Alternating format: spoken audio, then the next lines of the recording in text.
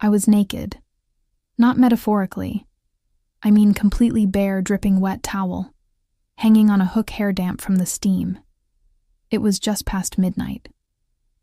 In our quiet Tennessee home, I had forgotten to lock the door leading from the hallway into the master bedroom. I heard the soft creak. I turned around, and there he was. Philip, my granddaughter's boyfriend. 22. Shirtless eyes, wide mouth. Parted, his gaze traveled slowly lower, like he was drinking me in. I froze. I expected him to turn away. He did not. Stared not with shock, but with hunger. I could feel it across the room like heat rising from firewood. I should have covered up. I should have screamed. I did neither. I just stood there exposed, breathing heavy, my heart hammering like it wanted to escape my chest that night. Something in him awakened, and something in me. Something I buried for years came alive. What happened after that has haunted and thrilled me ever since. But the truth, it started long before that door ever creaked open. Before I continue, let me just say a heartfelt thank you to every one of you watching this. Right now, to my subscribers. You are the reason this channel breathes your support, your comments, your engagement. Those are the heartbeat of this space. And for the new and returning viewers who've not subscribed yet, I cannot wait for you to hit that subscribe button. It is the fuel that powers me to keep sharing these raw personal stories with you. Please remember to like, comment, and share your thoughts below. Now let me take you back, because the rail story begins with wow, where before everything crossed the line. My name is Rhonda, 63 years old, a retired school librariani. Live alone in a modest 2-bedroom home just outside of Nashville, Tennessee. My husband passed away 9 years ago. Since then, silence has been my closest companion, until my granddaughter Lily came to stay. Lily is 21. A college junior, vibrant and full of dreams. She moved in last spring, when rent near campus got too expensive. I was happy to have life back in the house again. Then came Philip, her boyfriend, 22. Tall, charming, always smiling. He started coming around on weekends at first. He was just her young man. But over time, he became something else. It started with glances, quick ones, lingering ones. Then comments, compliments, jokes that felt too personal. He made him feel noticed, seen. I had not felt that in years, and that scared me more than anything. I told myself it was harmless. A young man trying to be nice to his girlfriend's grandmother. But when I caught him looking at me in ways no young man should, something in my chest cracked open. I started paying more attention to how I looked when he was around. Maybe a bit more lipstick, maybe. Tighter blouse, nothing. Too obvious. But I knew what I was doing, and I knew what he was thinking. Still, I never planned to let anything happen. Not until that night when I forgot to close the door at midnight. I thought maybe he would never speak of it, that we would bury it in silence and shame. But the next morning I found a small folded note on my pillow. It was written in sharp, bold handwriting. I saw you. I liked what I saw. And just like that, the line between us vanished. I held that note for hours. It was small, but it screamed louder than anything Philip had ever said aloud. I stared at the words. I saw you. I liked what I saw, that like they were carved into my skin by noon. I had tucked the paper into my journal, locked it away, and promised myself it meant nothing. But by evening, I was wearing my red silk robe again, the same one I had worn the night. The door had been left open. It was a Friday. Lily was gone. She had driven to Chattanooga for a weekend conference with her photography club. I knew Philip was still in town. I did not expect him to come by, but he did. He showed up around 9 p.m.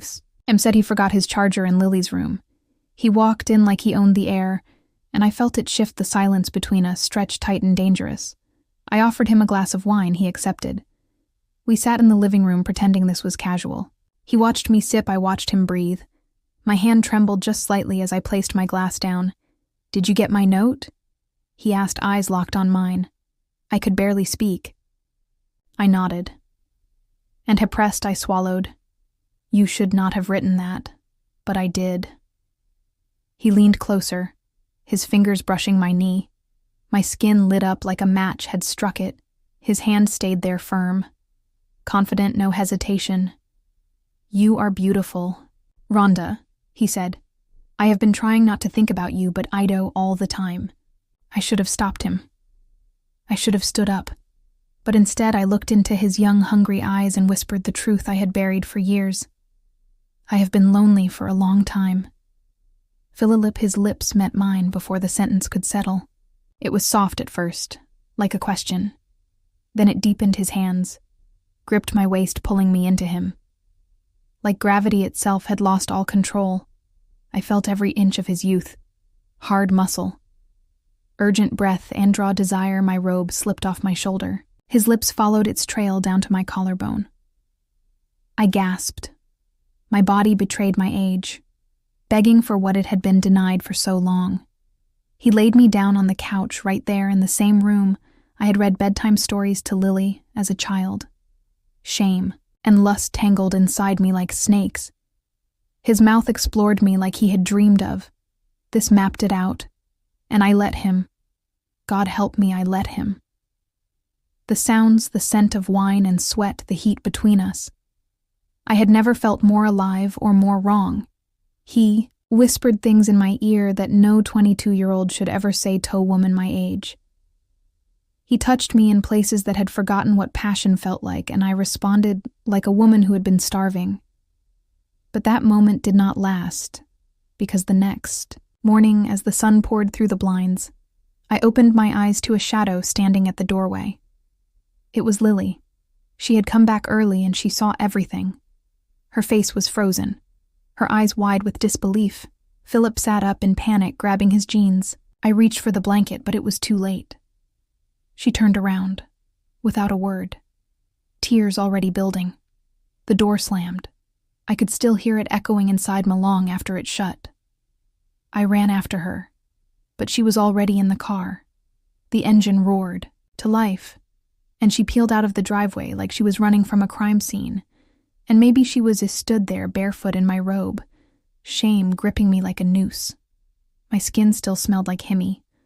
Heart was still racing, but the woman in the mirror was not the one who raised Lily. She was someone else. Someone I did not recognize. Philip came behind me, buttoning his shirt. Like this was just another day, another mistake. I looked at him, and the thrill that once lit my insides now turned to disgust. You need to leave, I said. He blinked. Rhonda. Now he hesitated, then grabbed his keys and walked out. Not a single apology.